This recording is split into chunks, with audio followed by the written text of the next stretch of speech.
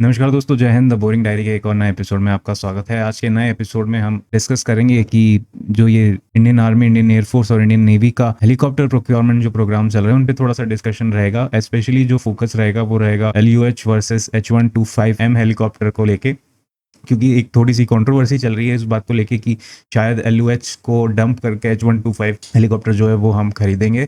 तो उस पे मैं थोड़ी सी क्लैरिटी देने की कोशिश करूंगा।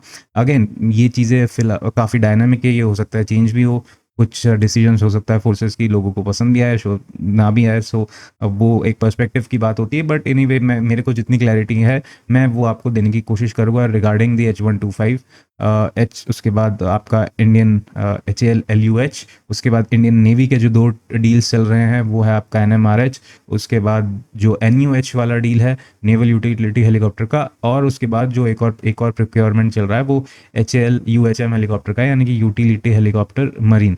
तो एक छोटा सा प्रेजेंटेशन है जिसको लेके मैं आपको ये चीज़ें क्लैरिफाई करने की कोशिश करूंगा। I hope I add value to your knowledge on this issue. आशा करता हूँ आपको वीडियो अच्छा लगेगा। वीडियो में आगे बढ़ने से पहले प्लीज़ चैनल को लाइक करें, सब्सक्राइब करें। तो चलिए आज के प्रेजेंटेशन में हम डीप डाइव करते हैं।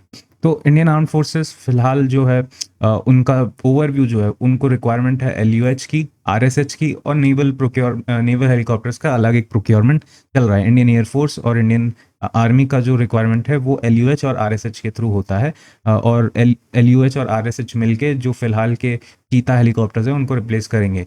आगे बढ़ने से पहले आपको बताता चलूँ, HAL ने ये चीता हेलीकॉप्टर्स प्रोड्यूस किए थे। ये एक्चुअली फ्रेंच हेलीकॉप्टर्स है जो 1960s में प्रोक्योर किए गए थे। करीबन 350 से 400 की क्वांटिटी है। सो ये 350 से 400 की क्वांटिटी ही है जो इंडियन एयरफोर्स और इंडियन नेवी के हेलीकॉप्टर्स को रिप्लेस करना है विद LUH एंड RSH। तो जो रिप्लेसमेंट है वो अगेन मैंने जैसे डिस्कस किया 400 प्लस की फ्लीट है जो इंडियन नेवी और इंडियन आर्मी और इंडियन एयरफोर्स का है। स्ट्रैटेजी जो देखी जा रही है वो एक ट्विन ट्रैक स्ट्रैटेजी है, जहाँ पे आप इंडिजिनस इक्विपमेंट और ग्लोबल एक इम्पोर्टेड प्लेटफॉर्म रखेंगे। इंडिजिनस जो आपका ऑप्शन रहेगा वो LUH के थ्रू रहेगा, और नेवी के केस में वो UHM रहेगा। और जो ग्लोबल ऑप्शन रहेगा वो अब जिस तरीके से चीज़ें जा रही है वो मोस्ट प्रोबेबली आपका एयरबस H125 हेलीकॉप्टर रहेगा। ऐसा शायद इसलिए किया जा रहा है ताकि एक आर्म्ड फोर्सेस में रिडंडेंसी का जो इशू है वो एड्रेस रहे, कि भाई कोई अगर एक फ्लीट ग्राउंड होती है तो पूरा ऐसा ना हो कि सारे हेलीकॉप्टर्स ग्राउंडेड रहे। तो इसलिए ये चीज़ चेक करने के लिए जो कोशिश की जा रही है कि दो टाइप के हेलीकॉप्टर्स फ्लीट में रहने चाहिए। टोटल जो एयरफ्रेम है वो मेरे ख्याल से 400 से बहुत ऊपर जाने वाला है। जो ड्राइवर्स है वो मोस्टली हमारे हाई ऑल्टीट्यूड डोमिनेंस के लिए है, फिर एक इंडिजिनाइजेशन के लिए पुश किया जा रहा है, और एक और जो मेजर पुश है वो प्राइवेट सेक्टर को इन्वॉल्व करने की बात की जा रही है। तो अगर हम बात करें फिलहाल जो LUH और एयरबस को लेके कंट्रोवर्सी चल रही है, ये ऐसा कहा जा रहा है कि जो एयरबस H125 है वो HAL LUH को कट डाउन करके लाया जा रहा है। ऐसा मोस्ट सर्टनली नहीं है, क्योंकि इंडियन एयरफोर्स और Indian army are committed to 187 HAL LUH, और जो एयरबस H125 लाया जा रहा है वो मोस्ट सर्टनली RSH डील के लिए लाया जा रहा है, जो कि 200 रिकॉनेसेंस सर्वेलेंस हेलीकॉप्टर खरीदे जाने हैं, और वो ग्लोबल टेंडर के थ्रू खरीदे जाने हैं, और वो भी इंडिया में मैन्युफैक्चर किए जाने हैं। Sorry, not manufacture, licence assembly की जानी है। So these are some of the facts about the matter that is currently publicly available. तो आपको अगर जो रिक्वायरमेंट है अगर उसका स्प्लिट समझना है, फॉर दी LUH प्रोग्राम आपके 126 यूनिट्स जो है वो आर्मी को जाने हैं, 61 यूनिट्स जो है एयरफोर्स को जाने हैं, और इनका यूज़ मोस्टली लॉजिस्टिक्स, इवैक्यूएशन और हाई ऑल्टीट्यूड आपके ऑपरेशंस के लिए होने वाला है। हो सकता है आगे चल के इसका कोई एक अटैक वर्जन भी आए। सिमिलरली RSH जो आपका है वो डिफरेंट हेलीकॉप्टर है, उसके 200 यूनिट्स आने हैं, उसका 120 यूनिट जो है वो आर्मी को जाना है, और 80 यूनिट्स जो है वो एयरफोर्स को जाना है। Again it will also have an armed scout variant, surveillance and limited offensive variant. So total इन दोनों को मिला के करीबन 400 की संख्या आती है। दैट इज इक्वल टू आपका Cheetah helicopters that is in service. So again decoupling the programme जो है कि हम एक तरीके से रिस्क मैनेजमेंट देख रहे हैं कि हमारा इंडिजिनस प्रोग्राम जो है वो बिल्कुल जो यहाँ पे डिज़ाइन एंड मैन्युफैक्चर किया हुआ है आपका HAL LUH, वो भी हम प्रोक्योर कर रहे हैं in good quantities. 187 is a good number. तो वो एक तो हमारा प्लेटफॉर्म तो इन्वॉल्व हो ही रहा है। सेकंड ये है कि चूंकि हमें प्राइवेट सेक्टर को भी इन्वॉल्व करना है और चूंकि हमारा रिक्वायरमेंट बहुत बड़ा है, तो जो रेस्ट 200 हेलीकॉप्टर्स है वो हम प्राइवेट सेक्टर के थ्रू यहाँ पे लाइसेंस असेंबली करवा के एक फॉरेन प्लेटफॉर्म ले रहे हैं। सो इससे हमारी फ्लीट में 2 टाइप के हेलीकॉप्टर्स रहेंगे रादर देन कि 50 टाइप के हेलीकॉप्टर हो। और इससे दोनों इससे इस सेक्टर में एक competition in terms of manufacturing रहेगा, बट स्टिल एचएएल और जो भी कंपनी हेलीकॉप्टर बनाएगी those can't be compared in a way because HAL is simply not a license integrator here. HAL जो है वो अपना प्रोडक्ट खुद डिज़ाइन करता है, उनका अपना डिज़ाइन हाउस है। It is basically the IP right holder of the HAL LUH। On the other hand जो भी प्राइवेट कंपनी है मैन्युफैक्चर करेगी, चाहे वो किसी भी इंडियन कंपनी के साथ कोलैबोरेशन के साथ कर रही हो, इंडियन कंपनी जो भी है उसके पास इस प्लेटफॉर्म की IP राइट्स नहीं रहेगी। वो यहाँ पे बस इस चीज़ को असेंबल करती है और उसका मेंटेनेंस देखती है। तो in a way it is not exactly creating competition for the HAL, but ठीक है, to some extent it is a kind of competition in the manufacturing sector. तो आपका LUH प्रोग्राम जो है वो आपको एक बहुत ही हाई स्टेबिलिटी देता है। गवर्नमेंट ऑलरेडी इसको कमिटेड कर दिया गया है, IOC भी मिल चुकी है, कोई फॉरेन डिपेंडेंसी एज सच कुछ है नहीं। जो शक्ति इंजन है वो हमारे मोस्टली सारे HAL LCH ALH रुद्रस हर जगह यूज़ कर रहे हैं, तो वो इंजन का भी मामला नहीं है। It has been sorted. Risk rating जो है वो लो है। Again on the other hand RSH programme जो है वो हम फिलहाल नहीं जानते कौन जीतेगा, but the most firm contender is the Airbus H125। हो सकता है ये थोड़ा वॉलेटिलिटी रहे क्योंकि यूरोपियन कंपनी है एंड कब हमारे रिश्ते उनके साथ ऊपर नीचे हो तो उसका एक चक्कर रहता है। But still we have other things to take care of in terms of कि हमें एक प्राइवेट सेक्टर असेंबली लाइन भी बनानी है, एक टाइप ऑफ मोनोपोली खत्म करनी है। So we are going with the RSH program with the help of the private sector license manufacturing this imported helicopter from a foreign OEM। तो ये complex global tender होने वाला है, ये अभी भी फाइनलाइज नहीं हुआ है। एक ऑलवेज रिस्क रहता है इस तरीके के टेंडर्स के साथ कि ये कैंसिल हो जाते हैं अब्रप्टली। पहले भी बहुत बार देखा गया है। HAL LUH की जो डिलीवरीज है most probably bye next year शुरू होनी है। ऑलरेडी 12 का ऑर्डर दे दिया गया है। These are the limited service production variants. इनको यूज़ किया जाएगा, उनको इनका फीडबैक दिया जाएगा based on the testing done on the 12 limited service production models, और फिर इनको इंडक्ट किया जाएगा। फिर अब हम आते हैं हमारे इंडियन नेवी के रिक्वायरमेंट्स पे। तो पहली बात तो LUH यानी कि HAL LUH इसके लिए एलिजिबल ही नहीं है। जो आपका इंडियन नेवी का NUH टेंडर है यानी कि नेवल यूटिलिटी हेलीकॉप्टर का टेंडर है, क्योंकि सिंपली जो रिक्वायरमेंट है नेवी के सारे एयर प्लेटफॉर्म्स की वो सिंपली यही होती है कि they should have dual engine, और HAL LUH में डुअल इंजन नहीं है। तो LUH तो इस रेस से ऑलरेडी बाहर हो चुका है। तो अभी जो चल रहा है दैट इज 2-pronged स्ट्रेटेजी। तो पहला तो है आप HAL UHM जो है यूटिलिटी हेलीकॉप्टर मरीन, जिसकी टेस्टिंग इस साल से शुरू होनी है या फिर ऑलरेडी शुरू भी हो गई होगी, वो आप इंडक्ट करेंगे 60 के नंबर्स में। वो ऑलरेडी उसका DSC क्लियरेंस दे दिया गया है and that will be our first indigenous utility helicopter in terms of कि उसमें ये काइंड ऑफ एक नया प्लेटफॉर्म है, क्योंकि इसके विंग्स फोल्ड हो जाते हैं, इसका टेल बूम फोल्ड हो जाता है, so it can be fitted inside in a very compact space on a ship. So that is one thing. फिर उसके बाद आपका अगेन वही सेम अप्रोच है, डुअल 2-pronged स्ट्रेटेजी वाला, जहाँ पे आपके पास एक सिग्निफिकेंट चंक आपका इंडिजिनस सिस्टम का रहेगा और एक और सिग्निफिकेंट चंक आपका imported system but licence manufactured in India वैसे सिस्टम का रहेगा। That is where the NUH programme comes in.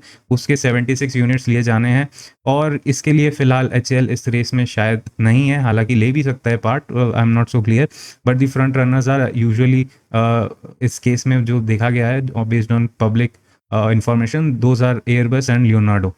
So that is it for the NUH program। 76 units लिए जाने हैं एंड उसका RFI ऑलरेडी आउट हो चुका है। 60 यूनिट्स जो है वो आपके HAL UHM के होंगे, उसका भी आपका DSC क्लियरेंस दिया जा चुका है। उसके बाद बहुत आगे जाके, अब नॉट फिलहाल बट आगे जाके आपके NMRH टेंडर भी आने वाला है, that is for naval multi role helicopter, और यहाँ पे हमारा HAL का IMRH हेलीकॉप्टर आना है and it will be mostly to assist और to replace the MH60 black hawk variant. तो यूटिलिटी हेलीकॉप्टर मरीन, जैसा मैंने पहले बताया, इसका बेस्ड डिज़ाइन जो है वो HAL ध्रुव पे बेस्ड है, but in it self is a brand new product और दिखने में बिल्कुल HAL ध्रुव जैसा है, but it has lot different in terms of overall design. पहली बात तो इसका फोल्डिंग रोटर है और फोल्डिंग टेल बूम है। सो अगेन मैं फिर से रिपीट कर रहा हूँ, पिछले स्लाइड में मैंने जो बताया, तो वी आर एक्सपेक्टिंग इसका जो इंडक्शन है वो 2029-2030 के अराउंड होगा। एंड जिस हिसाब से हमारे यहाँ टेंडर्स चलते हैं और जो आपका 76 इम्पोर्टेड हेलीकॉप्टर लाइसेंस मैन्युफैक्चर होने हैं, वो भी उसी टाइम अराउंड डील साइन होने की संभावना है। So we are going to see a lot of inductions between 2030 to 35। तो this is the possible induction timeline जो आपका इंडियन एयरफोर्स और इंडियन आर्मी का रहेगा। एलयूएच डिलीवरीज जो लिमिटेड सर्विस प्रोडक्शन वाले वेरिएंट्स है वो इसी साल से शुरू हो जाएंगे। एंड जो बड़ा ऑर्डर है वो आपका 2030 से मतलब 2030 तक डिलीवर होना शुरू होंगे एज एंड व्हेन जब सीसीएस क्लियरेंस होता है। और 187 जो जिसमें से 12 दे दिए गए हैं, और 175 जो है उसका ऑर्डर एज एंड व्हेन जब प्लेस होगा उसके हिसाब से वो 2-3 साल में उसकी डिलीवरी शुरू होगी। सेम अगर हम देखें आरएसएच की हम बात करें तो इसका जो टेंडर हुआ था वो पिछले साल ही हुआ था। सो कुछ नहीं तो 5 साल तो लग ही जाते हैं। सो अगेन उसका जो टाइमलाइन है वो 2030 के आसपास ही डिलीवर होने के चांसेस हैं। और जो इंडियन नेवी की बात कर रहे हैं, फिलहाल जो सबसे फास्ट मूविंग प्रोजेक्ट है वो अगेन यूएचएम ही है। एंड एनयूएच का आरएफआई जो है वो अभी पिछले साल शायद लॉन्च हुआ था।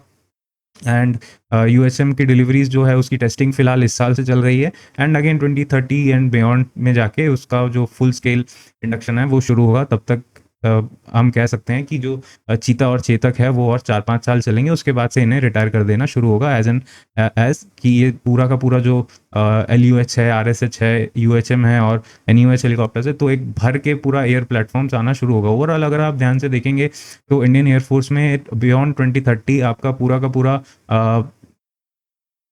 मास स्केल पे रीजिग शुरू होगा, या फिर पूरा का पूरा फेज आउट सेरेमनी शुरू होगी। नए हेलीकॉप्टर्स और नए जेट्स आना शुरू होंगे, रफाल आना शुरू होगा, तेजस मार्क 1A का जो प्रोडक्शन है वो स्टेबल हो जाएगा, मार्क 2 आना शुरू होगा। उसके बाद हेलीकॉप्टर की बात करें तो एलयूएच आना शुरू होंगे, आरएसएच आना शुरू होंगे, नेवी के पास यूएचएम शुरू होंगे, नेवी के पास रफाल आना शुरू होंगे, उसके बाद एनयूएच भी आना शुरू होंगे अराउंड दैट टाइमलाइन। तो हमारा पूरा का पूरा जो एयर फ्लीट है वो 2030 के बियॉन्ड बहुत फास्ट चेंज होने वाला है।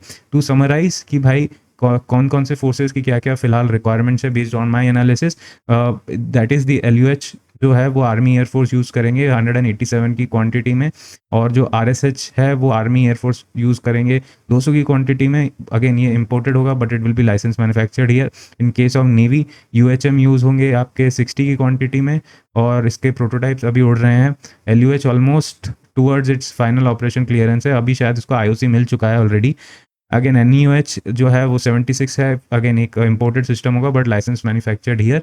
और जो एनएमआरएच है वो एक बहुत लंबा प्रोसेस है, फिलहाल इसके बारे में नहीं डिस्कस करें तो ठीक है। बट जो टोटल प्रोजेक्टेड एयर फ्रेम्स है वो सिर्फ यहाँ पे अगर हम देखें 400 और कुछ नहीं तो 500-600 आएंगे, but it will increase to 1000 airframes, क्योंकि हमारा देश भी बढ़ रहा है, हमारी रिक्वायरमेंट सिक्योरिटी नीड्स भी बढ़ रही है। तो हमें जो एयर फ्रेम्स होंगे, जो नंबर ऑफ हेलीकॉप्टर फ्लीट्स होंगे वो हमको और ज़्यादा चाहिए होगी।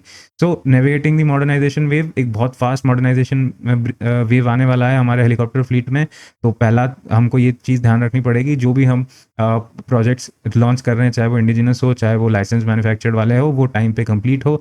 और जो हम कमिटमेंट ले रहे हैं फॉरेन ओईएम से टेक्नोलॉजी ट्रांसफ़र का, वो मॉनिटर होना चाहिए कि वो प्रॉपरली हो रहा है कि नहीं। और अगर प्रॉपरली हो रहा है तो जिस इंडियन कंपनी को वो टेक्नोलॉजी ट्रांसफ़र हुई है वो उसको एब्जॉर्ब करके नया प्रोडक्ट ला रहे हैं कि नहीं, तो वो भी मॉनिटर होना चाहिए। तो वर्डिक्ट इज कि एक ट्विन ट्रैक स्ट्रेटेजी ली जा रही है जहाँ पे इम्पोर्टेड सिस्टम्स और इंडिजिनस सिस्टम को बैलेंस आउट किया जा रहा है। Ideally we all will want कि भाई सबके सब इंडिजिनस सिस्टम हो, बट अगर हम हमारी हिस्ट्री देखें most all systems were imported, but आगे चल के हम देख रहे हैं कि 50-50 वाला चीज़ है। तो still it is improvement over what was in the past. So overall things look good.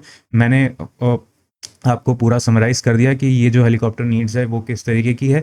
आशा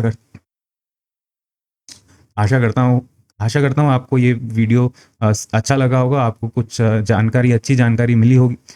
अच्छी जानकारी मिली होगी। इसी के साथ इस वीडियो को ख़त्म करता हूँ। अगर वीडियो अच्छा लगा तो चैनल को सब्सक्राइब करें, वीडियो को लाइक करें। Until next time, thank you and जय हिंद।